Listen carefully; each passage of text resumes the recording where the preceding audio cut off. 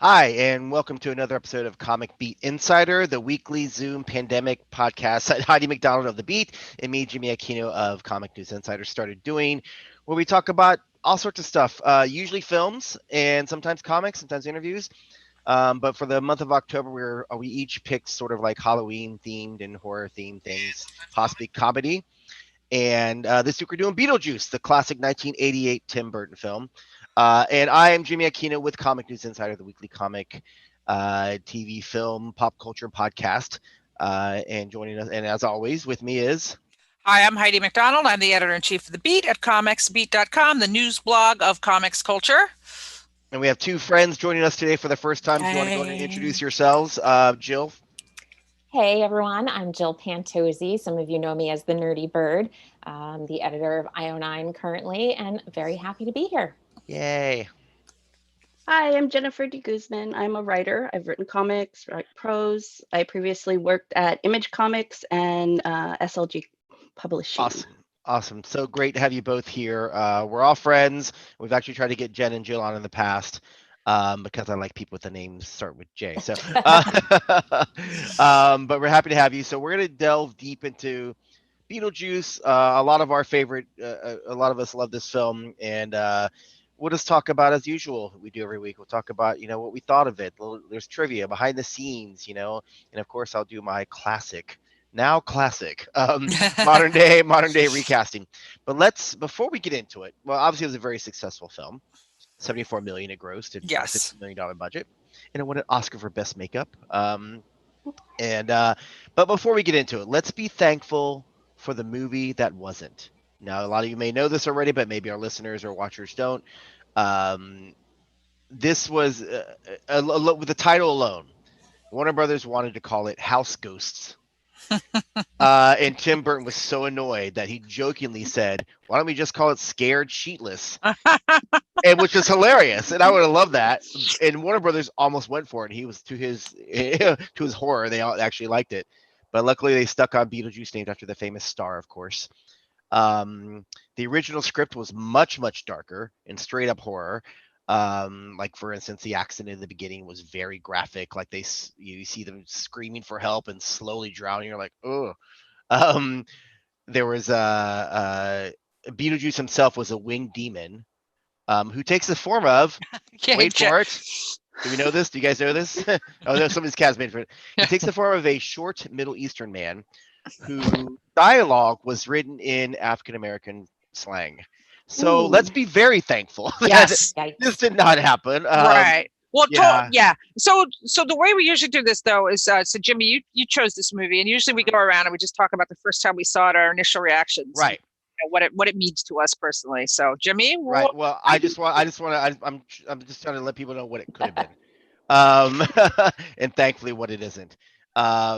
So, in another version of the script, it concluded with the Maitlands, Dietzes, and Otho conducting an exorcism that destroyed Beetlejuice, and the Maitlands transforming into a miniature version of themselves and moving into Adam's home. And another one had the Dietzes leaving Lydia with the Maitlands, which, what great parents. And let's leave your kid with a ghost. Sure, fine. So let's so let's just be very thankful that it all got changed eventually. But yes, as Heidi was saying, we go around and say what we want. I just want to get that out of the way. So I saw it in the theaters for sure, because it was 88 and I was, older. I was a teen. And, I mean, Jen, your cat is aggressive. My cat's got to learn. He's not as good as your cat. Mine I'm sorry, is you're sleeping checking. right out of frame, by the way. Mine doesn't exist. Yeah. So she's a little aggressive with her love. She's trying to climb on me here. Yeah. She doesn't like that I'm not paying attention to her. Yeah, no, that's what happened. Yeah. Anyway, I'm sorry, Jimmy. We had to acknowledge the cat in the room. It's all good. It's all good. I feel like I have to get one now. But yeah, so I saw it in the theaters. I know when I was young, and multiple times since then. I know I own the VHS and the DVD at some point, and but I watched it twice this week and probably hadn't seen it in over 10 years or more, maybe even more. So I'd forgotten a lot about it, but yeah, still just as delightful and joyful as I remember it. Yeah, I don't know if I saw it in the theaters. I honestly don't remember the first time I saw Beetlejuice. It had a huge impact when it came out, obviously, and was super popular. And and then the whole, uh, you know, uh, Tim Burton, Michael Keaton, Danny Elfman team reunited for Batman. So that it got a lot of notoriety because of that. And so I don't know. I might have seen it in theaters. I mean, I like this movie. It's super delightful. It's just Tim Burton stuff is. We'll get to that, but it's just it's so Tim Burton. And I've actually seen it a few times over the years because it is one of those movies where when it's on TV or it comes up, you see it's playing, you just turn it on, and you just have it on in the background or whatever. It's infinitely rewatchable. But it's just Beetlejuice. I don't know. I can't even describe it any more than that. I don't remember the first time I watched it. I know it wasn't in the theaters because I was a child, not a small child, but a child. And my mom wouldn't let me watch ghost things, nothing spooky. So I probably didn't see it until, I don't know, maybe I was 12 or 13.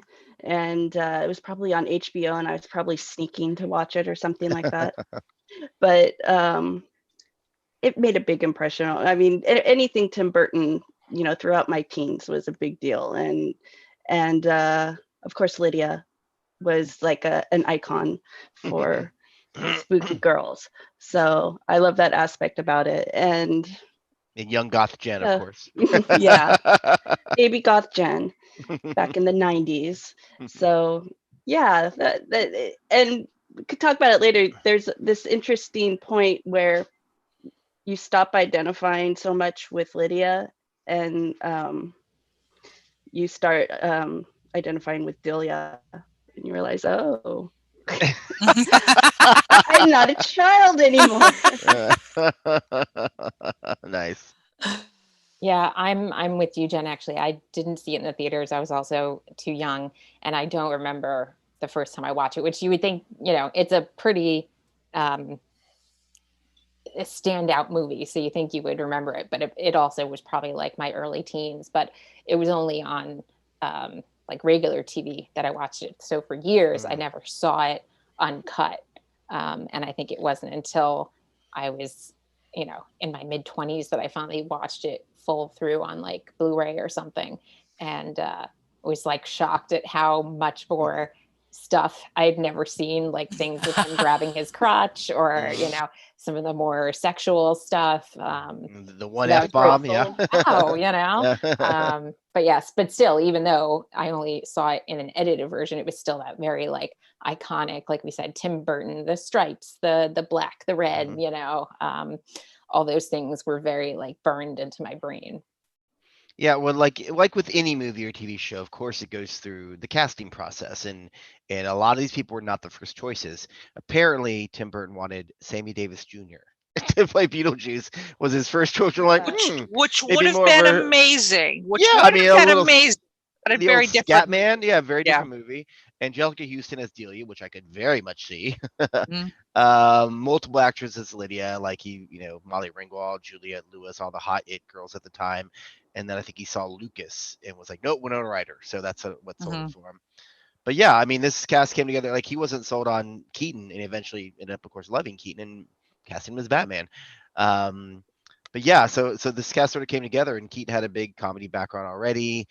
And I think it's such a great cast. I think it really, obviously, it was one of those things where like, yeah, it's tough to really replace any of them. You could kind of see maybe someone else do it, but I thought it was pretty fantastic cast overall. Even like Alec Baldwin and Gina Davis as the sort of the straight man of the comedy. The straight couple, meaning like they have some funny stuff, but you know what I mean, like in comedy, the straight man. But yeah, yeah. But what did you guys think of the cast?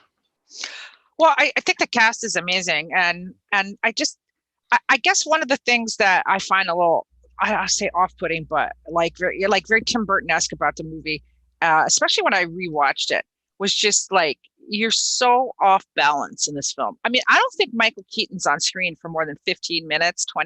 No, almost 19 minutes. Yeah, 19 minutes. Very small part. 19 minutes total. Right. So it's a very, very small part. But, Yeah. like, there's so many fake outs in this movie. We start with Gina Davis and Alec Baldwin, the most adorable and, perfect casting. Both rising stars, and also skinny Alec Baldwin. Wow. Those were the days, And in his just both so beautiful, and you're and like, his- oh, you guys, of course you're together. yes, but so lovable and likable. We see them and then like, what? Like 5 minutes in, they're dead. Now what's happening? Because of and a then, dog of all things. right? Oh, carry on, but I have a theory, but go ahead. Yeah. And so, now we're like, well, okay, now what's this movie about? And now we meet this new family. And then, okay, are we going to be like Jen was saying, are we going to be following Delia? And then we're like, oh no, it's Lydia. And then wait a minute, is it really about, Is it the like Maitlands? halfway through the movie, Uh-huh. is it about Michael Keaton? Who we don't meet him until literally halfway through the movie. Yeah. And 30 minutes in. Yeah. so I mean, the structure of the film is delightfully off kilter. I mean, I love the fact that you just don't know where it's going, and then it's sort of like, bam, bam, and what happened, and like everybody's singing Harry Belafonte. So, but yeah, the cast is perfect, And Keaton, like, what was the sitcom he did before this? What was it? Mr. that- Mom? Mr. No, Ma. No, Well, that's that was the the movie. movie. No, Comedy. he was in some TV maybe? Yeah, wasn't he in some sitcom Oh. that was where he got his Was start? he in Moonlighting? With Sybil No. Shepherd? No, who was that? That Well, was he Bruce. was in that movie that Oh, I remember I Bruce probably should have Willis, watched yeah. when I was young, with Henry Winkler, where they played like they kind of fell into being pimps, but they Oh. were like they worked at a Oh. what do you call them, with the medical examiner's office, like that, and they ended up like working as pimps, and it was like Henry Night Winkler and Shift. Keaton, sort of his first. Yeah, Night Shift. But Night Shift. Yeah, he was in he was hilarious. Working Stiffs. Jim Belushi, and it's just what it sounds like, Okay. right? All right. So yeah. So Excellent. Working Stiffs starring Jim Belushi. You could figure it all out. But yeah, I mean, he had been in a few movies, but I mean, certainly there was nothing that prepared you for this or Batman. I mean, Batman, of course, was so controversial at the time. I know it's before Jen and Jill were born, but believe me, I was there. Heidi and I are the olds. I saw that in the We theater. have our kids. But I mean, Keaton was the wild card, and it became such an iconic, unforgettable, unbelievable performance. I mean, I wonder, or I don't know. We'll have to come back. We should think about it as we talk. We'll come back to that last question. Like, would it have succeeded with Sammy Davis Jr.? Yeah. Or is Michael Keaton the key to the whole thing? So perhaps, yeah. So as you mentioned, you start the movie, it's delightful couple, Alec Baldwin and Gina Davis playing the Maitlands, Barbara and Adam Maitland, and they have this, this beautiful house they want, and they own this little hardware store in town, which I didn't get that they owned it until like the recent rewatch. I'm like, yeah, it's very subtle. Yeah. But then you look back, the name is on the. I'm like, oh, there's their name, so I guess they own it. Yeah. So we have their random cousin Jane, who I guess sells houses. She's very insistent on selling this house for some reason. So here's my theory: Cousin Jane killed them. She murdered them. So so because she wanted to sell the house. So as Jill mentioned, when they're coming back from the hardware store, Barbara's driving, and she sees a dog, and then like an idiot, Adam goes to grab the wheel, to help. They both swerve and they hit the bridge and go down. First, let's talk about that death. It's like, okay, their windows were both rolled all the way down, and it was hardly a long drop. You could have gotten out, but okay, It goes very deep. Yeah. Besides that, most all right, fine. unconvincing death ever. So suspension of disbelief. You see the dog, they show a little shot of the dog running before they see it, and that's what hers. Well, you saw the dog as you were driving into the town. I mean, right? Yes. Shadow. Yes. A little foreshadowing. And you see and the dog, you're like, oh no, but if you notice, who released the dog was Cousin Jane. Just kidding. No, she didn't. But that would have been great. But I think off camera, Cousin Jane was like, "Good boy, go ahead," and she probably cut the brakes too, because she wanted to sell that house so bad. She made did a lot of money off of that sell too, and she didn't seem very concerned when she came back with the skeleton key. She's like, "Oh, here's your skeleton key. Whatever." Tell him hi, bye. So that's my theory. The way she says it was tragic. Yeah, yeah. Did you care? It was tragic how I planned out their murder. Yeah, So, I'm yeah. onto that theory. I'm onto that theory, Yeah. Jimmy. Cousin Jane's a murderer. So yeah. Anyway, but yeah, they come back and they realize they're dead. Of course, it takes them. Of course, we got to move the movie along. Pretty quickly they realize, okay, I guess we're dead, and they get this little book here of the recently deceased with all these rules and trying to figure out what they do and how they survive. And then we see the first hint of like Beetlejuice in snake form in the little sand, whatever the sand world, which I think they said is like a moon of Saturn. It's supposed to be. Did you read This that? whole thing is extremely layered. Like honestly, Yeah. the fact that like we're in their home and then they can step through a door and fall into this sand, area that has these creatures, and then also open another door, get to, the office where all the other dead people are waiting. And like even the layers of like how the people are dead are like so varied. And like they obviously they drowned, so they kind of looked the same, but all these other people have all these wacky, prosthetics and other stuff on how they died. And it's really like, it's not super explained in the film, like how different Beetlejuice is from everybody else. But, I feel like there's so many layers. Yeah. Yeah. I kind of wish they would have had them just be wet the whole time, but oh well. I was thinking the same That would thing. have been Dripping cool. wet. Yeah, and then the afterlife, the bureaucracy of the afterlife is just a nice touch, the Kafka-esque nature of it, because of course nothing is going to be straightforward in the afterlife. And the fact that suicides are civil servants in the afterlife, that's something that kind of went over my head when I was a kid, but it's I don't know, it's interesting that they have a specific punishment for killing themselves, and it doesn't seem like anybody else goes to hell, goes to heaven. Well, we don't know. It's kind of a midpoint. Cat 2 had to show up. Sorry. And then there's the whole lost souls area. Yeah, there's the lost souls area. So there's a whole world of the afterlife that you don't really get to see. The fact that there's a book and there are these rules. I mean, in some ways, like I said, I think there's some confusion over who is the protagonist of this film, but I think maybe the protagonist is the afterlife. I mean, I think maybe the subject of this movie really is just, I mean, if you wanted to codify it, just setting up the world, this imaginary afterlife in Tim Burton's imagination, because it does take up I mean, it's wonderful. It's, one of the best parts of the movie. I think it's again, one of the elements that's just made it so beloved is just that textured, nuanced, like really, I mean, it just sets up so many ideas and thoughts and that there's all these crazy layers of life after death or death after life. I like what Jill was saying about we see the different way people died, and they're really, some of them really funny, like obviously the shrunken head guy, and then the guy that was clearly run over by a truck or something, and but then like Jen said, like, you see the receptionist who was like a former Miss Argentina or whatever it was, who had clearly slit her wrists, and like she even sort of said, like, if I'd have known this, I would have, had my little accident, whatever. And then you see a guy like rolling around in the office with his, hung, like, but he's working, he's like passing out papers, things like that. So it was both dark and obviously funny, which is, Tim Burton, in all of his films. But then you get this juxtaposed with the Dietzes. You get Jeffrey Jones, who's like hella on earth. Hella on earth. Of course, was in every 80s comedy back then, 80s and 90s comedy. Famously Ferris Bueller's and many others.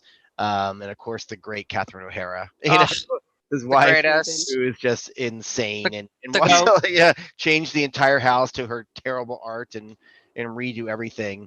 And then you get the little goth daughter, Lydia, played by Winona Ryder, who is just constantly in black and sullen and sad and hates everything. And what a great, like, that scene of them eating Chinese food at the table. The table is so great. Such a great little scene. Oh, side note. I never eat Chinese food out of the carton. I'm a human being. I put it on a plate. Why is it in every movie and TV they always eat out of the carton? Like, they literally put it on top of a plate. They're just like, yeah, I mean, I'm like, well, that's yeah, but they're inside. They took it out, and now they're inside. It's like this camping out thing that you do in your house. Sorry, it's like when I pick when you're moving. Oh, sure, I know. But like when you pick up Yeah. food to go, they give me like utensils. Like, no, I have utensils at home. I'm not gonna go sit and eat this in the road. It's like I'm good. But anyway, that's a side note. That's a restaurant worker side note. You know, I Packets of have to soy say, sauce always. Right. Okay, that's fine. this is the first time that I've watched it since I've watched Schitt's Creek. So Which is still now I can only picture Catherine O'Hara as Moira. And nice. they're very similar characters, honestly. The way that like she's dramatic about certain That's things, awesome. and things have to be a certain way, and all that. But I love seeing her in that. Gosh, she's so much younger in this role. But I mean, her comedy career is just tremendous, right? And Yeah. she has so many great subtle little looks and reactions to like just Lydia, and then how different she is with Otho, and it's amazing thinking of her and like what she would have been like in her home in New York City versus how she is here. Yeah. She's so great. I mean, the costumes, like one of the things that I really got a kick out of on my rewatch was just the 80s touches. Cause it's not like it's like uber 80s, like the way they redid the house. And it just had me flashing back to a lot of mauve and weird angles. The textured walls. The textured wall. Oh God. Yeah, it was so as you say, like she started to remodel the house with Otho. Otho's her interior designer / spiritual advisor, I guess. Spiritual advisor, Yeah. So, and he's of course got even worse ideas for how to like do things. Meanwhile, the Maitlands are still around. They're ghosts, and they don't want these people in their house.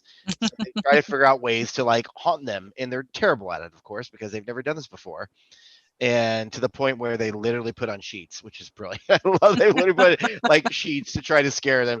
But then Lydia's like, what's going on there? First thinks it's her parents or her stepmom and her dad, and they realize it's ghosts, and it's like so great. And then of course they have the classic line, which we all know, where we're like, why can she see us? Why? Anybody? I myself am strange and unusual. That's right. That's it. That's Which it. I think many of us identified with. Yes. Yeah. In our youth, I'm like, yeah, Lydia there. That's right.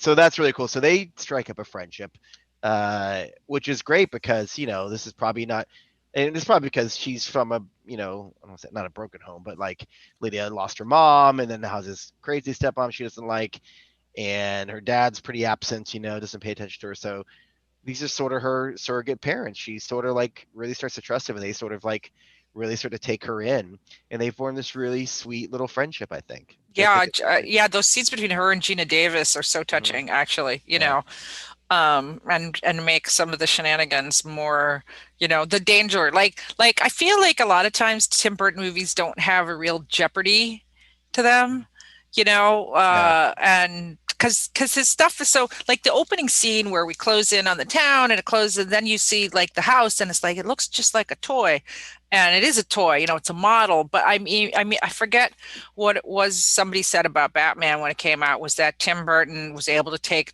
giant sets and make them look like models.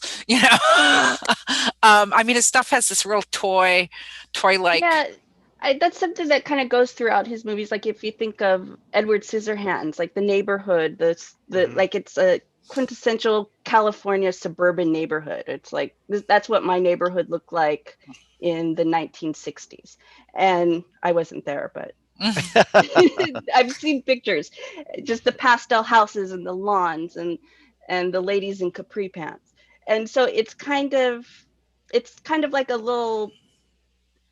It's like in a, what do you call it, a snow globe kind of. Yeah. I mean that really comes to the end where there actually is snow, and it's like there's these little worlds that are kind of complete in themselves. Yeah, very much so. Yeah. Well, I think if you ever see any of Burton's like background stuff, I know there was a exhibit at the Museum of Modern Art years ago. I mean, he thinks about these things constantly. They've been in his dreams. They've been since his childhood. And he has sketches from ages and ages ago of some things that didn't show up in movies until much, much later. So that he's got, even things that maybe aren't even expressed directly on screen he has a completely filled world in his head of what everything is and who everyone is and what it all means. Yeah. Did you see that exhibit, Jill? Mm-hmm. Yeah, me too. And it was I think it was really amazing that his mother never threw anything out, Yeah. obviously. Wow. Like Yeah, he's yeah. really like they had his sketches like literally from, when he was a kid, like a little kid, like 7 or 8 years old. And when the moms say, "Oh, that's so great." And they don't throw it out. They held on to it. So it was able to be in MoMA. Oh, Yeah. And nice. and Oh, and I and missed that exhibit. Damn yeah, it. it was really good. I mean, you really did see what a huge imagination he had. Yeah. And like two of the things in the movie that really struck me. I mean, obviously there's some creature that comes to that's Nightmare Before Christmas just to a T. I mean, it's the same Yes. creature. Yeah. Yeah. And then There's moments throughout the film you see little bits yeah, of like and what's to come for other movies. Yeah. yeah, because and then the green girl, like you say, the beauty queen, she's like the Martian girl, Hmm. from Mars Attacks, Yeah. and Yeah. Yeah. so yeah, Yeah, there's, I mean, it's even when Beetlejuice comes out near the end and almost kills them in that sort of carnival thing where his arms fold out, mm, you look at his ears, little bat ears. They're like Yeah. little bat. I'm mhm, like, mm-hmm. But you do uh-huh. see little bits of like, oh, that was Nightmare Before Christmas, and that's maybe an eye he took from that, and that's from whatever, and he used it later. So that was pretty cool. I didn't go to that exhibit, but I did go to the Beetlejuice pop-up bar in LA, which was pretty cool. Oh wow, what was that? It was like the Star Wars Cantina thing, Mm. bar. It became a permanent bar where it was a lot of Tim Burton stuff, but like behind the bar was like a big Beetlejuice, I don't know, mannequin, and then like you had like a Lydia thing and different. It was just like it had all sorts of Tim Burton work around the bar, so it wasn't necessarily Beetlejuice, but it was all sort of the theme of it. But it was like cute for like 10. Oh, this is fun for like 10-15 minutes, but like I don't want to go there every day. So Yeah, once in a lifetime. That's why it closed. yeah, for sure. So when we finally see Beetlejuice about 30 minutes into the film, it's not even in person, it's on screen. Because Oh the yeah. Dietzes are trying to figure out how to scare them away. And then he wants to pop in and he has this little commercial, which is hilarious. And he comes on, he's just like a mile a minute, as is how Keaton played it. Just spitting out verse, and everything, and about Isn't he how in like like how a cowboy outfit? yes, And yeah, yeah, yeah. he's like a used car salesman. Exactly. Yeah, he's like a used car salesman. Yeah, exactly. That's probably what they went for. Yeah, where he's like, they always have those little shticks, the used car sales. Like, come on down to I'm Bobby Buick. Come on down to Bobby Buick's Buick Land, and yeehaw, I'll rustle you up some great deals. That's exactly what it is. It's Keaton doing that, trying to get them like, just gotta say my name, whatever. And then they do make some sort of, I guess, inside jokes in a sense, because I think originally they were going to try to maybe spell it the real way, as the star is Betelgeuse, but no one can pronounce it.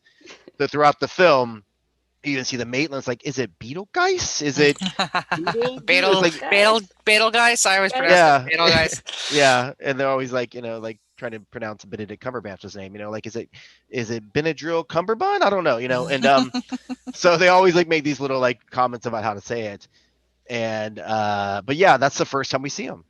Is this little snippet, and like I don't think you even think about like, oh, that's the first time I see him, because like all the posters were Well, Michael Keaton, and like yeah. Well, I think even like I said, I think even by that point in the movie, like you're still like, all right, I don't know what's happening, man. And I mean, like you see the town model mhm, that Adam has made. I mean, there already up in was the attic, yeah, there's some little thing stirring in the graveyard. right, You yeah, know, like little hints, yeah, yeah, but yeah, we see him in the commercial for the first time, and um, s- when Barbara and Adam go to the afterlife bureaucracy, they meet Juno, the great Sylvia Sidney. yes, Ah, Juno, the oh, caseworker.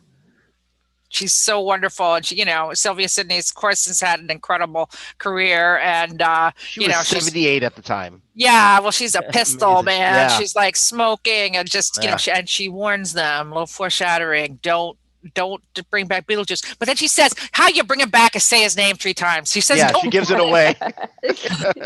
Here's a handbook on how to bring him back. Do not do this. Yeah. And but then she says, interesting. She goes, "Oh, he's my former assistant," which I was Mm, like, "Oh, interesting." mm. And he just kind of went. He didn't really follow the rules, so I kicked him to the curb. And now he's trying to do his own thing. But do not use him, meaning they will use him. Right.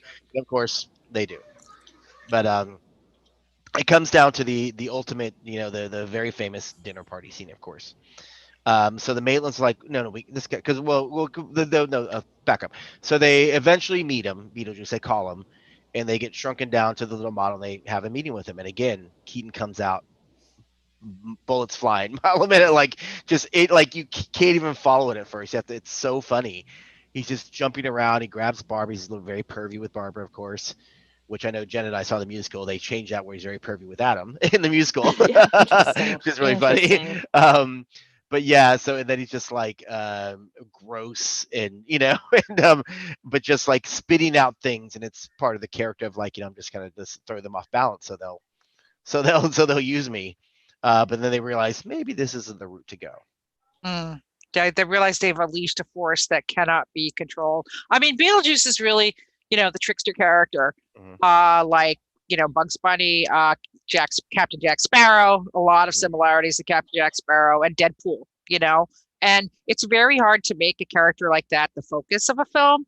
And they tried to do it with the Pirates of the Caribbean movies, but I felt like every time we like Jack Sparrow was anything other than a catalyst for the action, it didn't work. It's very hard that they did it with Deadpool. It's a tribute to Ryan Reynolds, because usually those, like I said, those kind of characters. And I mean, maybe he's in it for just the right amount of time. I don't know. Well, they even tacked on that ending because it did so well at test audience that they wanted to see more of him. That very, very ending where he like steals the number and like uses that truck is a last minute addition. Oh wow! Yeah, because they want to see more of him. But what did you guys think of when you first saw him come out of and just start going crazy? What I'm trying to remember what the music cues were like at that point, because Danny Elfman's score is like a character unto itself, and so he kind of bursts out of the ground. I think it was the kind of the main theme. It was that Beetlejuice.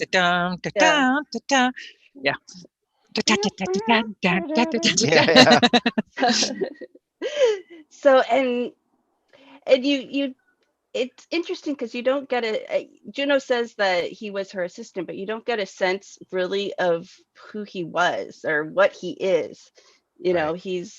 He's moldering, he's like green in places, and so it's like he's decomposing, kind of a zombie thing, but you don't know, is he a demon, is he just a dead person who has more powers than other dead people? So it's kind of interesting. You don't think about it too much while you're watching it, though, because he's just always in the moment. He's always just doing what he's doing. It's like there's just that frenetic energy that he has, where he only is what he is at the exact moment, so you don't know what he's going to do. Right. He's almost like the genie in Aladdin, except before the genie in Aladdin, where like just anything happens, whatever. He just talks a mile a minute like Robin Williams did. So yeah. Yeah, but you, Joe, what'd you think when you first saw him pop out? Yeah, well, it's interesting because they say his name and then they get shrunk down, and then he's not immediately there. They have to go and dig him up, which I thought was kind of weird. Dig him up through the cardboard, and the foam and the whole foam. thing. Great. So I thought that was kind of funny because it's like, well, if you're releasing him, you're releasing him, but now we still have to get him out of this tiny miniature for some reason. Really, right? Yeah. But and then he tries to like show off his power stem. You don't see it, but they show the back of whenever his face comes completely off or something. Very frightening. Definitely, I remember those things.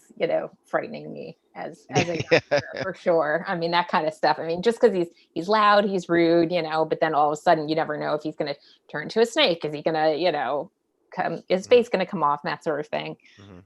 But yeah, I mean, like his powers are kind of all over the place, which makes it really dangerous. And I mean, and all the different motivations and parallel storylines, like, with the Dietzes, the more they get haunted, the more they love it. Like they cannot be scared. It's Yeah. like, when they have the dinner party scene where they're possessed by the Maitlands, by Yeah, Adam yeah. and Barbara. Okay. Because again, like the rules, there are no rules here. Well, It's all because just they realize Beetlejuice they don't want to use it. We'll do it ourselves. right. So they So possess him with the spirit of Harry Belafonte. yeah, which kind of understandably the Dietzes aren't that scared by. Yeah, because it was kind of fun. Honestly, I mean, the like to be shrimp like, thing though is really frightening. The shrimp Yeah. thing. Oh, That The is that's shrimp like- that part, look. Whew. yeah, it was kind of like it was kind of reminded me as a kid like of Nightmare on Elm Street kind Yeah, of moment. yeah. And it was like a moment of real horror, even though it's shrimp. You think about it, it's Yeah. absurd, but it still was scary. And no, the dinner party scene, I just like the Dietz's friends, their New York friends that they want to impress. That was a lot of Robert fun. Goulet and Dick Cavett of all people. Yeah. It's like, okay. And the perpetually bored woman, I forget. I don't know who played her. They don't give her a She was a lot. famous Yeah. artist, Yeah. actually. Besides that, she wasn't Yeah. really she did some acting, but she was more of an artist. And yeah, I can't they remember her name. they allude to her trying to commit suicide a lot of times. Yeah, So right? Right. Yeah. there's this weird current of suicide going through this whole There movie. really is. Because also Lydia wants to Yeah. kill herself. Yeah, It's like Yeah. that's dark, but yeah. come on. Yeah, it was. So we get to see, of course, the famous Harry Belafonte, which resurrected that song. Made it even more famous. The Deo song, and then just brilliant. Catherine O'Hara, genius. Oh, it's just And great. then- Like oh my the god. minute it starts, I have to say that is kind of Yeah. as great as Beetlejuice and Michael Keaton is. I do think the moment when you know that is coming, you're just like you're on the edge of your seat. It's like the chariot race, Ben-Hur. You're just like can't wait for this to happen. And Yeah. it's so delightful. It just Yeah, it really is kind of the climax of the movie, Harry Belafonte's uh, I love Harry Belafonte. It's like Yeah.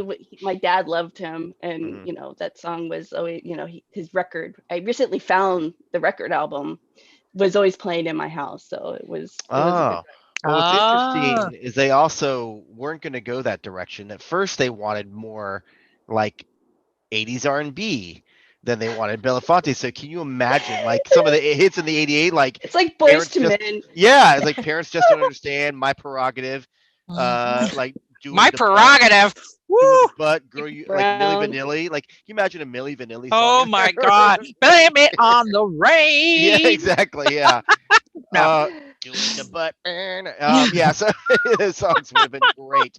But they want the calypso route. Yeah, because the contrast between the aesthetic of the movie and then the Calypso, the Harry Belafonte is perfect. Yeah, But but I think it's also just like by now you know that nothing that you expect is going to happen in this movie, which is something like I should say Robert McKee story structure. It's like, oh, is it an hour and 45 minutes in? They must be heading to the warehouse for the showdown. And like you could just set your watch literally by what happens in movies, whereas in Beetlejuice, you don't know what the heck's going to happen at any minute. So when this Calypso song breaks out, you're like, oh yeah, this is right, and this is perfect. Yeah, it's interesting that you say that because like the whole thing originally is them trying to get this family out of the house. Then, okay, we like Lydia a lot. We want them to stay. What are we going to do there? But then this whole other subplot comes where the dad is actually trying to buy up the entire town to make like a theme park with his New York buddies. And it's wild to think of like him putting some random theme park up in Connecticut, right? Mm-hmm. And just like, oh yeah, by the way, I'm going to buy up this entire town. Like we know he had some sort of like breakdown in the city and that's why he came here to be more, relaxed. And instead he just goes right back to trying to do the business. But that's like this whole other thing that now they have to stop from happening. Right. It's almost like Burton is like a kid making a cake and he's just putting candy on the cake. Yeah. Like, put some M&Ms on. But you know what? Some gummy bears would be great too. Yeah, for sure. So what's great is that Lydia's in the background because she's friends with the Maitlands, so she's not affected by this. They don't possess her. And so she's just sitting back laughing and watching this all. But as Heidi said, much to the Maitland's chagrin, it didn't scare them, and they were delighted by it. So Lydia explains to them, they're like, "Bring them on down. Let's talk to them. Let's hang out. Let's figure it out." But then eventually the whole party leaves because they're just like Robert Goulet, he's not gonna come down. They all take again Dick Cavett. Yeah, Weird Dick cast, Cavett was like, and they're like, "We're out of here." Was that before or after The Exorcist? well, yeah, because the first dinner the party right. is with Dick Cavett, who's some snotty city, critic Yeah. that she's, or is it, no, he's her agent, because he says, what does he that's say? right. Yeah. What does he say to her? He puts down her work and says I haven't been able to she's sell a your work flake. for like how She's many years? Yeah. She says, you know what? You're a flake. I've never, the worst put down you could possibly have. And so it is. So Robert Goulet is the director. So this is like the second set piece. So we kind of have these parallel pieces of both of them interrupted by the Maitlands and Beetlejuice. So again, like the structure, throw the structure out. There is no structure. It's just like life. It's just happening. Yeah. So as Jen had mentioned, there's a lot of mention of suicide. Of like the surprising, like at least a nice little anti-suicide bit where, because Lydia wants to be dead, she tells Beetlejuice that. There's even a moment where he's almost like, "Why do you want to be?" Never mind. And but Barbara has this really sweet talk with her about like it doesn't get better, and that really took me by surprise. I kind of forgot that, but thought that was kind of nice that even all the mentions there was kind of like, no, you shouldn't do it. So but yeah, so we get to the seance. So Lydia gets Beetlejuice out. And when he appears, he's terrifying. He's like he's ready to kill them. He's not trying to scare them. So so he comes out this carnival. The scary thing comes first is the seance. Right. Yes. Oh yeah. Yes. To life, but in their wedding outfits, and then they start slowly decomposing, and the makeup effects on that are tremendous. I mean, it's no wonder it won an Academy Award, but that part in particular really scared me as a kid, because like, they're like, well, they're dead, but oh god, they're dying again. Yeah. Like, this weird, we've grown to love them. Concept, Yeah. That's right. And Lydia says, "You're killing them," and like, oh, we can't. They're already dead. Yeah, but Otho didn't realize what he was doing. He thought he was doing a seance, but he was doing an exorcism. Yeah, because he's read the book and he didn't know what he was doing. And then Beetlejuice comes back because Lydia agrees. Well, I want to bring that up because Jill, I know you got to go on the hour here. Oh yeah. But I got to bring up the most problematic part of this movie. I mean, I think Winona Ryder was only 15 when this movie was made. 15, 16. And they have this whole Beetlejuice is going to marry Lydia thing, which I mean, it's a story, it's fiction, but a lot of nowadays, I don't know. I mean, it's Beetlejuice is a pedophile, like Well, it's funny because like they never give a reason for why, like is it sort of power or anything, because he shows no, like they have the cat house in the miniature that the lady uses to distract him at one point, so we know he's at least a sexual creature, right?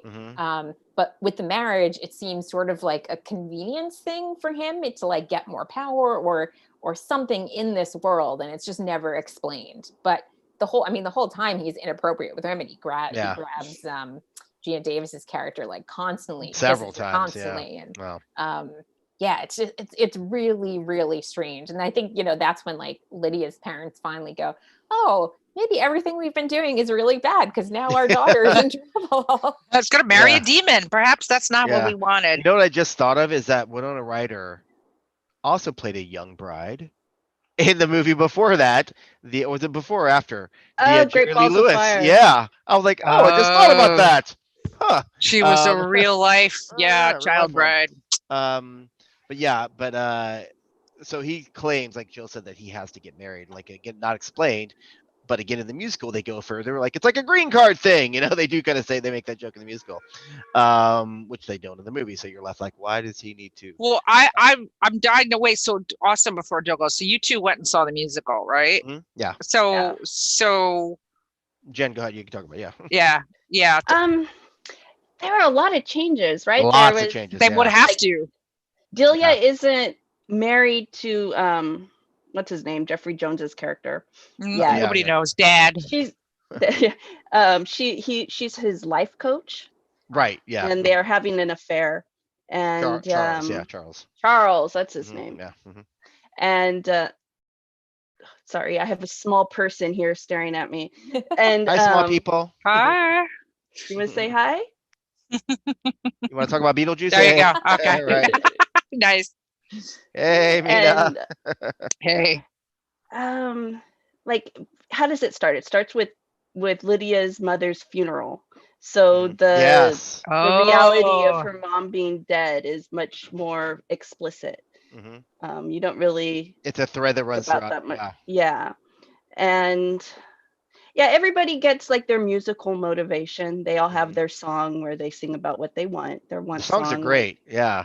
Yeah. And let's see, the Dietzes, I think, like, there's this whole thing about there's a child. Is she Mina, what are you okay? doing? My daughter Mina, named after another Winona Ryder Yes. character, Uh-huh. Mina Murray from Mhm. Dracula. Dracula. Yeah. But yeah, because Barbara, she has this thing where she's nervous about her life starting to be too real, like settling down and having kids, and then she dies. Yeah. Yeah. Yeah. And Beetlejuice is like his mother was a demon or Yeah. something like that. Yeah. I'm trying to remember. And It was, he's in entirely. He basically narrates the show almost. yeah, He's throughout the entire thing, and the guy that played him, Alex something, is fantastic. he was great. Oh my God, it felt like he definitely they gave him room to improv and lad lib here and there because he broke the fourth wall constantly. The audience, there's a lot of cursing, and it surprised me. I was like, oh my God, like he's literally telling characters to go fuck themselves, like I'm like, oh my God, a little musical. They're doing that. Because they introduced him at it's fascinating to hear this because obviously when they made it into a musical, it had to have the structure that a stage production, a quality stage production would have. They had to find all these backstories and structure, for this loosey goosey Tim Burton's imagination thing. And it's really, I would love to. I wish I had seen it back when there was Broadway, man. Well, what was really interesting about it was that the whole thing with Lydia's mom, she wants to go into the netherworld, whatever, to try to find her mom's ghost to have her back, in a sense. So I was like, wow, that's really cool. That's really cool idea there. But just really amazing musical numbers and really great performances. What it reminded me of is a little bit. Remember the Beetlejuice cartoon? Yes, the animated series of the night. Lydia and Beetlejuice are buddies. For like pals. And there's a point in the middle where you kind of forget that he's this evil person because they have to work together to do whatever. I don't remember the plot changed to. And so they start to have kind of this buddy interaction, and you go kind of like, oh, are they going that way? And then they bring back that thread of like, no, he's a villain, he's bad. So that was interesting. Yeah, he was like a high energy goofball in that. He was very Genie from Aladdin, that one. Like he could do anything, But they were friends, they were pals. Did you ever see the cartoon, Jill? Did you ever see that? I didn't. I think it was also kind of the same time my mom was not letting me watch things like that. I think I used to watch it at a friend's house. Like I'd spend the night. That's how you had to do it back then, right? Yeah, there was a comic book too, right? Oh, probably. I don't know. I'm sure at some point along the way. I have to say though, especially around this time of year, it sticks out to me as sort of a Halloween movie, not just because it's ghosts and spooky stuff, but mainly because of Danny Elfman's score. Yes. Oh my God. He's almost synonymous. I mean, he's in Oingo Boingo. Who knew Oingo Boingo could? The Dead Man Party song is one that I always play when it's this time of year, And so totally. This theme, it also brings up those kinds of memories. So it's like a really good one to watch this time of year, which I love. Yeah. Oh yeah, it really got me into the mood. We got 2 weeks to go here, so Beetlejuice is wants to be pretty murderous, but he gets sort of held back. But he does straight up murder Robert Goulet and his wife because they get in that thing and he hits a hammer and they get shot through the roof and never seen again. They're fine. Never seen again. Oh, they're fine. They're fine. I bet cousin I, Jane had I something to just do with love that. how thrilled they look at the moment. They're just standing there like, Yeah, they're like, oh, this is gonna be great.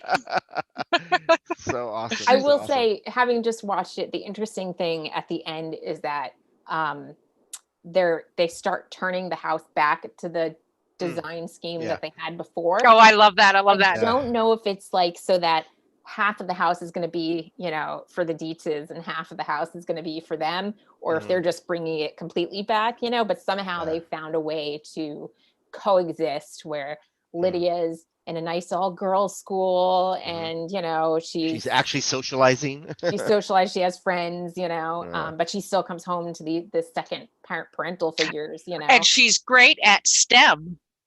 Yes. Yeah.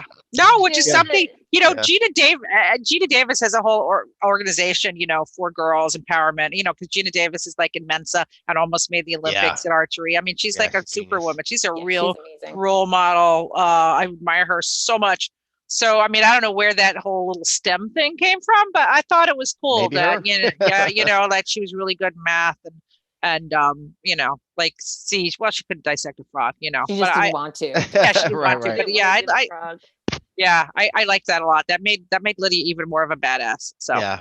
So that was cool. So after the whole they defeat Beetlejuice, the parents can finally see the Maitlands, and that's when they come. I guess then we get flash back forward, and I guess that's where they've clearly come to some agreement to live together because Dave and Jeffrey Jones' character even is, he starts hearing the Calypso music, and it's another Harry Belafonte song playing, and he thought, oh, I guess she got an A in English class, so they know of each other and they coexist and they're totally fine with it, which is cool.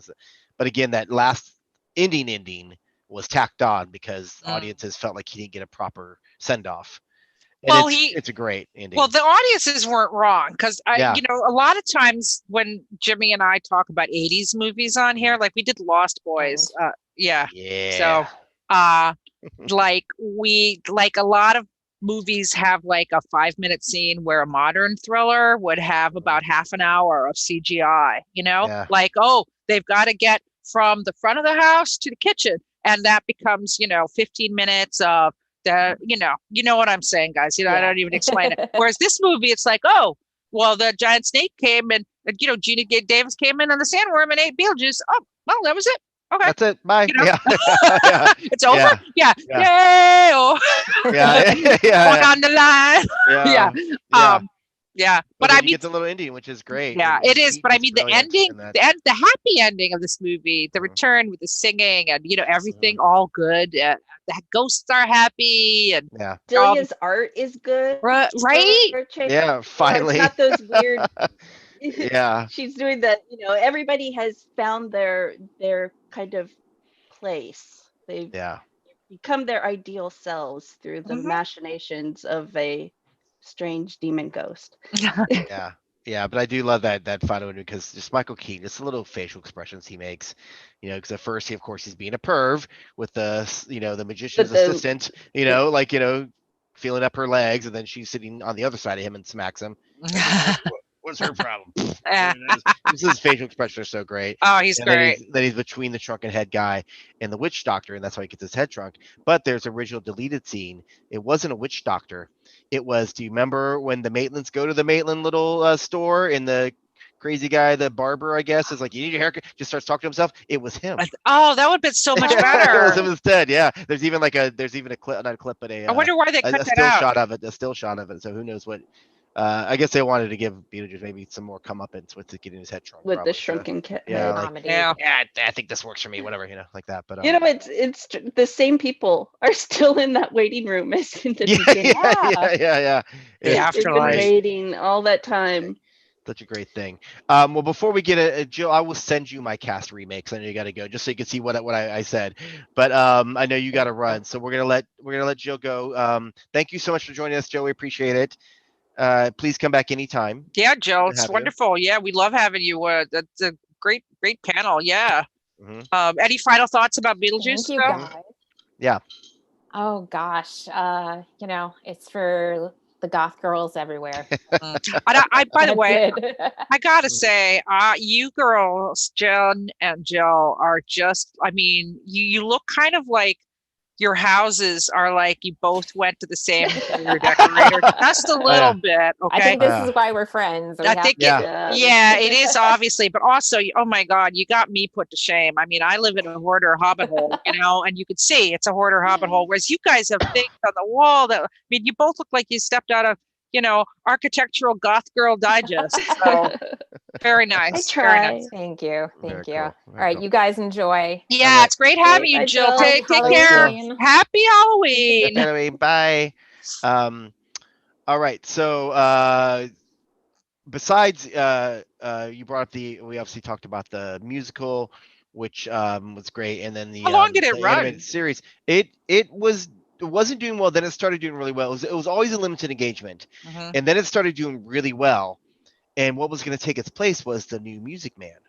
So people started Oh. getting rid. There was a big controversy where like it's doing really well. Why are you closing it? Like, well, we're a For limited run. So then they're trying to find another Broadway house to put it in. and then Then COVID happened. then Oh, COVID. so it was So, yeah. playing that Yeah. recently. My brain is like Yeah. not, because I'll just one little funny story. Again, like when Jimmy and I go back to the 80s, I Mhm. have flashbacks to my youth in the 80s in LA. And at the time I thought it was a long distance, but now I'm realizing it was only like 3 or 4 years, because they had at Universal, they had a Beetlejuice stage show and Oh, very Universal cool. Studios, right? I And remember seeing commercials with that. right. Yeah. So one of my friends was Frankenstein, because they also had the Universal Monsters and then Beetlejuice, I guess they all, and I remember like we also hang out at around the pool having barbecues. And yeah, the guy who played Beetlejuice in the show was hanging out. And anyway, so there was like the whole cast of the Beetlejuice stage show basically was hanging out at this my friend's barbecues. And he was quite a character. He was a very good Beetlejuice. Mhm. I would wonder whatever happened to him. So Well, the guy that played Beetlejuice here has got a lot of kudos, a lot of praise for because he's really he runs that show. yeah, He's so well, good. that's I mean a star making Yeah, I think it's tour. Yeah. Alex Brightman is his name, maybe something like that.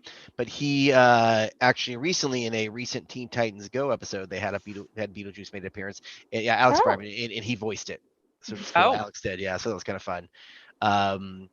So besides that, you probably heard there was a sequel, and this is not my remake, that was genuinely planned. And do you know about this? It was supposed to be called No. Beetlejuice Goes Hawaiian. No lie. And the idea, it was juxtaposing a surf movie with German expressionism, because it doesn't work at all, is what Tim Burton said. So the idea was that the Dietzes wanted to build a fancy hotel in a Hawaiian island, but the local ghosts want to scare them off, of course. Beetlejuice like wins a surf contest and uses his powers and becomes a hero. Lydia saves the day by like somehow summoning up a tsunami to get rid of them all. I don't know. Keenan and Ryder both signed on to do it, even as recently as like a few years ago, because they kept getting knocked around for years, off and on, like all the way to even as recently as I think it was 2016. She was on Seth Meyers and mentioned it, like, yeah, it's happening, and I'm signed back on. So it kept getting tossed around for years, various iterations. Ryder and Burton were both attached to Keaton, maybe the later years, but it only finally got shelved last year, April. Wow. Like they've been trying to get the thing made for like, 20 something years. 20 It's years. like, yeah. Well, maybe they'll listen to your recasting ideas, because Yes. I mean, well, assuming we ever have movies back again, Yeah. right? Right. Yeah. Which is a big if. I mean, they will listen. They will come back. We'll have movie theaters again, because people love Yes, going for to sure. movies. But it's going to be evolution. It's going to be a big change and how it happens and what it means. Yeah. But still, Okay. like Beetlejuice is. Like this movie came out in 1988, and there's never been a moment when he hasn't been part of our culture. Yep. I mean, this character is absolutely, he's in Halloween for good. Yeah, for sure. So I'm going to share my screen. I'm going to do my remake. So as Okay. usual, what I like to do is that, because a lot of movies, especially back then, were very white, and me being of Filipino descent and a former actor, recovering actor myself, it's be nice to see some ethnically diverse casts. So instead of too diverse, I'm making them pretty Asian. So, but often ethnic, but usually Asian. So that's what it's going to be this time again. So if it were remade today, Let me share the screen here. And Oh, oh look, no! Again, the host disabled participant oh screen no, I sharing. don't need to share screen. That It is just says. that is the default, and I'll fix that That's in right. my That's all right. template. There you All go. Can right. you do it Excellent. now? There we go. I can do it now. Yes. Yes, Jimmy's All learned how to right. screen share. So Yes, exciting. unbelievable. Look at this. So first up, what you guys can see that what I have there, right? Mhm. So first up, I'm gonna with Beetlejuice themselves, I'm going to do a gender swap. We're gonna do a little Aquafina. This is from Crazy Yeah. Rich Asians. Oh, Throw a wig on her, some makeup. See how she looks good in a wig. She's hilarious. I think she would be really great spitting those lines out with her. The way her vernacular and her cadence is really We funny. can't see the picture large. You have to What do you? Oh, you can't. you have to click on the photo. Yeah, Double click. double click. Oh, okay. That Open. help. I did. No. This Oh, is exactly what I did last time. I oh haven't well, changed anything. whatever. All right. All right. Well, Well, I'm we can see the beginning. tiny Still- little. Yeah. Sorry about that. So next up, as the Maitlands, so we have Alec Baldwin and Gina Davis, who are very pretty, very talented, but they're the straight man of the comedy, and they have some comical moments, but they're the ones letting all the comedy happen around them.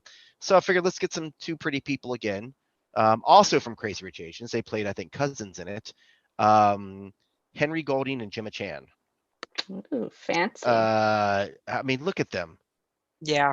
They're ridiculous. Like that can't be real. Like I interviewed Gemma Chan once and I almost couldn't speak. Yeah, she's She's gorgeous. so beautiful. I love And her she's so like much. tall, isn't she? Yeah, she is just tall too. Yeah. So for the Dietzes, which of course are Jeffrey Jones and Catherine O'Hara, some well-known comedic actors. So I figured I'd stick with some other comedic actors or stand-ups and like that. They also played a couple in a recent hit Netflix movie called Always Be My Maybe. Randall Park and Ali Wong as the Dietzes. I'd like to see them. I think they'd be very funny. Now for Winona's, her little goth Lydia. All right. Now, Jimmy, do you have some K-pop star for this? How would you guess? And so actually change it to somebody else had, but I'm gonna change this one. So in the look how gothy she looks. Look at her, she's great. This is Try double clicking on it. We gotta see it bigger. I'm double clicking. It's just still. We have a still. I don't understand. Yeah. I'm literally doing nothing different from I what I know. did last Well, anyway, time. we learn every week. Yeah, It's so I don't know what's happening. pandemic. We're in quarantine still. We learn every week. Yeah, well, we're trying to learn. Is it yeah, it's not showing on Anyway, YouTube Live either. but we Yeah, can it's see fine. the tiny little figure. We can see the tiny little. I'm literally clicking They're on candelabra. Yeah. I'm literally clicking on. All right. It's big in my. I don't understand. Anyway, so Yeshua, she's of this K-pop group called G Idol, and she's about 18, 19, I think maybe 20 Korean years. She's Chinese, of Chinese descent, and she's super gothy. So her, and then for Juno, so he said he maybe a little younger, but I think that he can age her up or keep her as is. Margaret Cho, be great, because she's hilarious. And for like Maxie Dean, he's Robert Goulet stormed onto the scene in 1959 as Lancelot in Camelot. Well, this guy stormed onto the scene and took over the world in 2012 with Gangnam Style. Psy. Good one. Good one. That'd be great. Love it. And then Dick Cavett's character, old Mad TV, Bobby Lee, from Mad TV. I'm gonna go back. I'm gonna go out and back in, see if that helps. Let me see. Yeah. No, screen share is stopped. Oops. No, you can do it. Yeah. Do it You again. can still do it.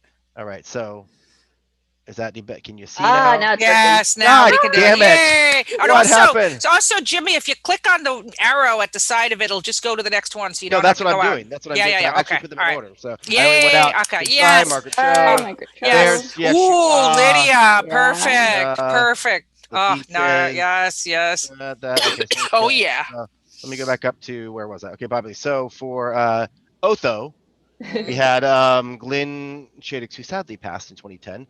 Oh. As Otho, Bowen Yang, the new SNL cast member. Oh, perfect. He was Asian in the Broadway show, wasn't he?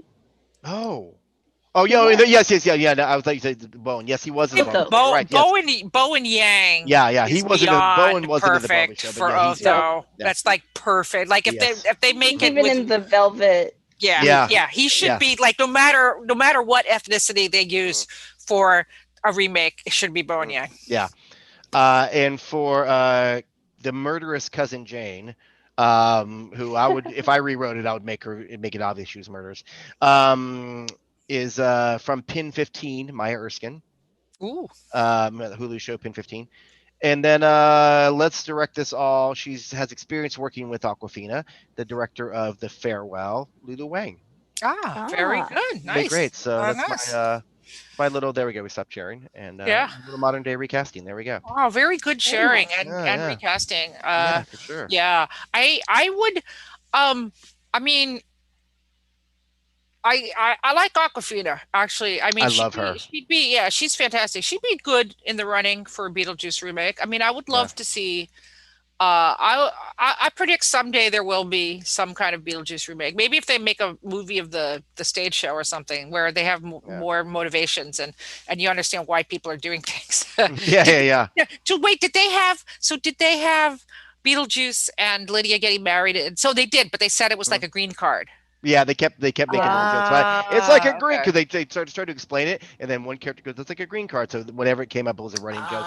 It's like a green card, Okay. Well, that That's makes kinda cool. sense. That Yeah. that actually, now that you've seen the musical, know why things happen, it actually the movie Right. does make sense. And Yeah. Beetlejuice even at one point becomes human for like a minute. Like it kind of does that what happens? He kind of becomes human for a second because they go to the Yeah. underworld. His mom is like a demon, and so I thought maybe I'm wrong. I thought he became human for a second or almost did. It's been a while, so Yeah, I don't remember. yeah. Yeah, it was last June that I saw it. Yeah. So But it was really fun, and the music is. If you go listen to the music online, you can find all these little musical numbers they've done just on award shows and talk shows. It's really really fun. So you know, we have a few people watching here on YouTube, millions actually. If you have any questions, you can tap them in chat. And I think my mom is watching. So hi, Mom. Hi, Mom. How you doing? Yeah.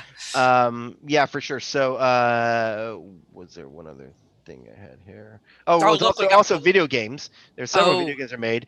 As early as 1990, there was Adventures of Beetlejuice: Skeletons in the Closet for like DOS. There was for the NES. There was a Beetlejuice game in '91. There's Beetlejuice: Horrific Hijinks from the Neitherworld, because that's based on the TV show. They called it the Neitherworld. For the Game Boy, and then he actually appears as a character in Lego Dimensions in the 2017 Lego game. So he's still relevant and around. He's still Well, like I said, he's a classic trickster character. You know, he's a demonic trickster, and that kind of character has a lot of uses, right, Jen? Yeah, it's kind of funny that they were going to replace Beetlejuice with the Music Man because it's the same character. Like he comes in and he puts everybody into disarray, and he's controlling people's wants and manipulating them. It's a capital B that rhymes with P that stands for Beetlejuice. I was about to do the same thing, Danny. This is why we're partners. This is why we're partners. My God, pick a little, talk a little bit. Yeah, that'd be great. Holy cow! Yeah, there were bells on the hill. They make a joke in the musical about and I wonder if they changed it near the end where he hands his card to somebody and they go, Dolly Levi, matchmaker from Hello Dolly. I wonder if they changed it later on to something Music Man, like Harold. What's his name? Harold something. What is it? Yeah. His name, Harold. Blah blah blah. This and that. Oh, that would have been hilarious if they did that. Cause that's the first thing I thought. I'm like, oh, how funny would that have been if they done that? Yeah. So who knows? Like, I think was it up for any Tonys? I think the Tony Awards were just announced. I know, like the Alanis Morissette one was, who our friend was a producer on. Oh God, Vivek. Vivek. I know. I was just realizing, like, I mean, when John is on here, like, let's see, the frequent co-host is John Hosch, who works on Broadway extensively. As of recently now, he was in King Kong. Yeah, and like the sorrow of there not being Broadway, and then Vivek. I was just thinking, like, he's, Jen, you must have have you ever met Vivek? I mean, he's always at Comic-Cons, but yeah, I think I might have in passing. He's going to be at Diversity Comic-Con. I got to write that up. I have a panel tomorrow. You meet the guy and like, what are you doing? Oh, I'm working on this Alanis Morissette musical. I mean, like for 5, 6, 7 years. Well, he also produced the wildly popular Green Day musical. Right, but I'm just saying, it's like, he worked on it for so long. It comes out, it's a big hit, and it's just getting rolling. Yep, and it 15 nominations it got. Yeah. Yeah. And then came COVID. But I'm trying to see if Beetlejuice got any nominations, or was it maybe were they the year before they would have been nominated, or this year? I think this year. 2019. I think it was the year before. I feel I think like it came to Broadway in 2019. Okay. wow. So maybe. Wow, I got remember. two cats. This is very rare where we get both cats on the Oh, chat. I have no cats right now. Oh, she'll be back. She Don't. likes Lubbins.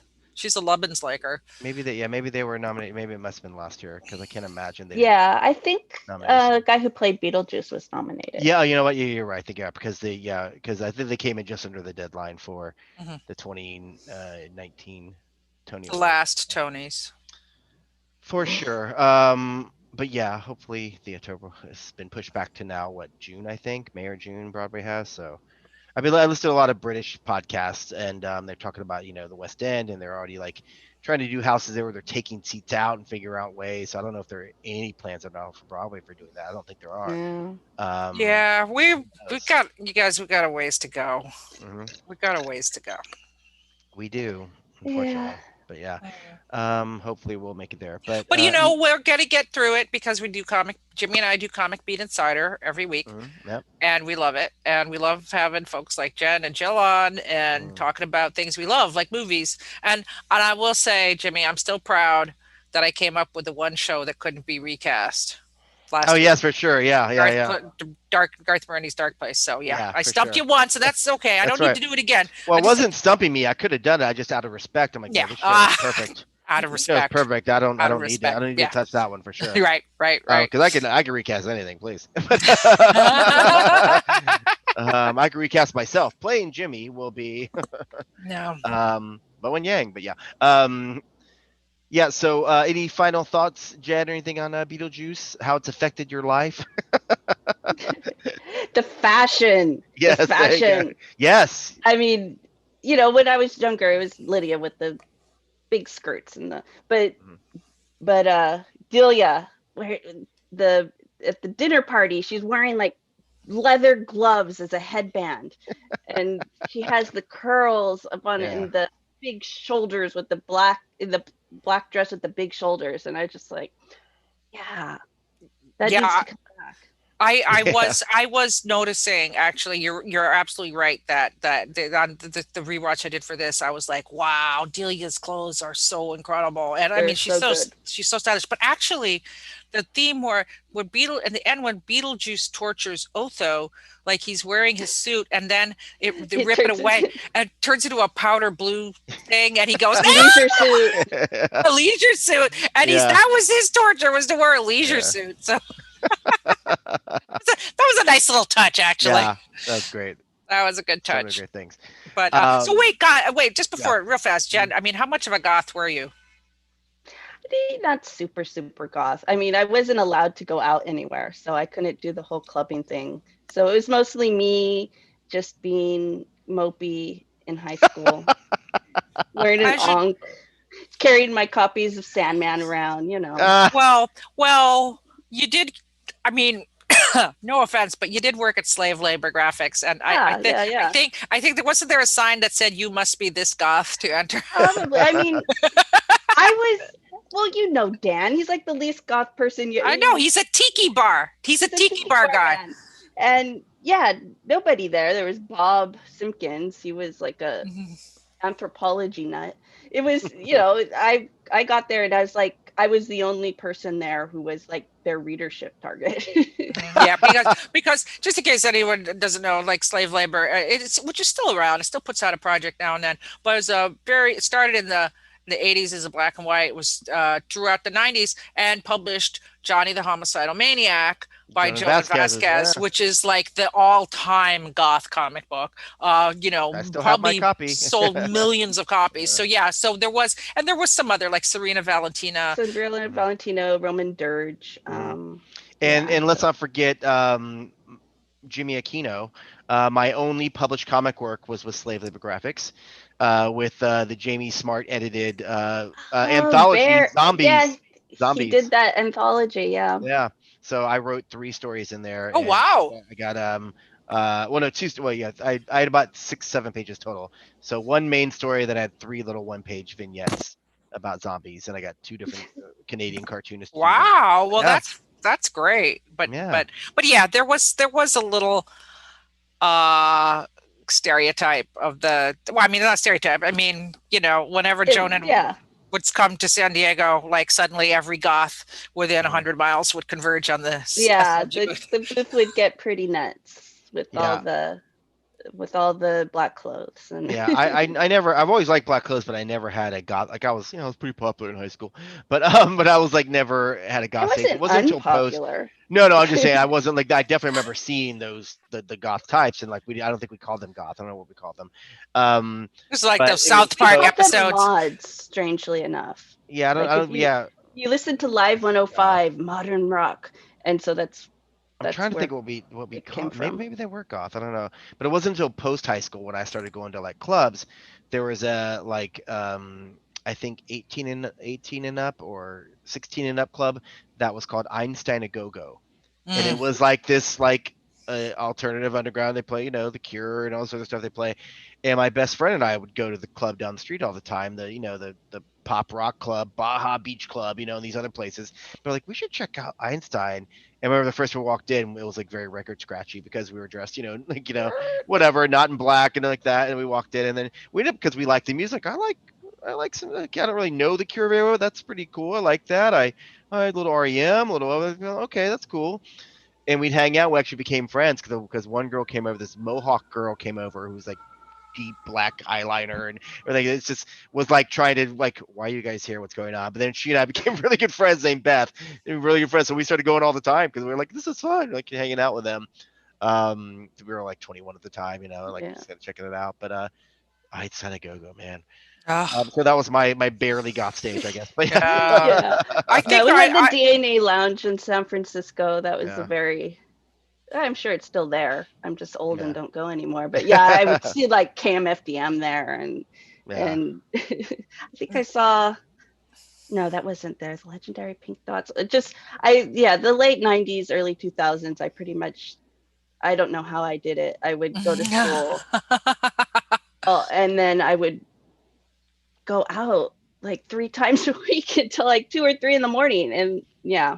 Yeah, I did that. I did that too. Like when I worked, I would go work and I'd go out all night, and then I'd just get to go to work. I guess we were young. I guess that's Yeah, what we when you're did. young, you have the energy to. Yeah. Or there's the sleep schedule or So I anywhere. get tired checking my email. So Yeah.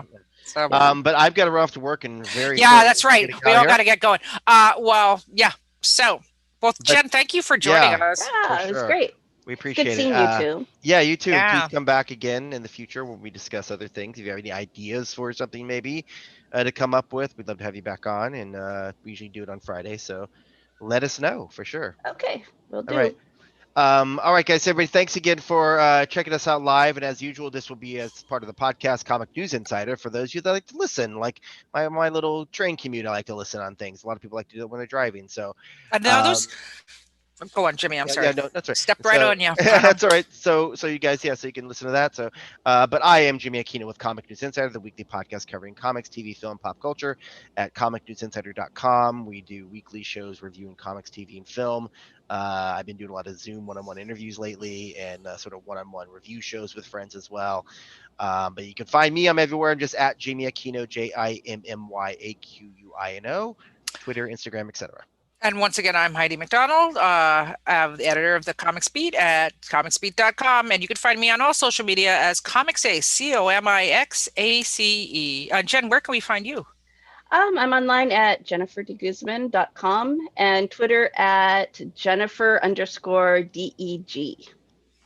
Awesome. Excellent. Well, as always, guys, thank you so much for checking us out, and let us know if you have any ideas for the future.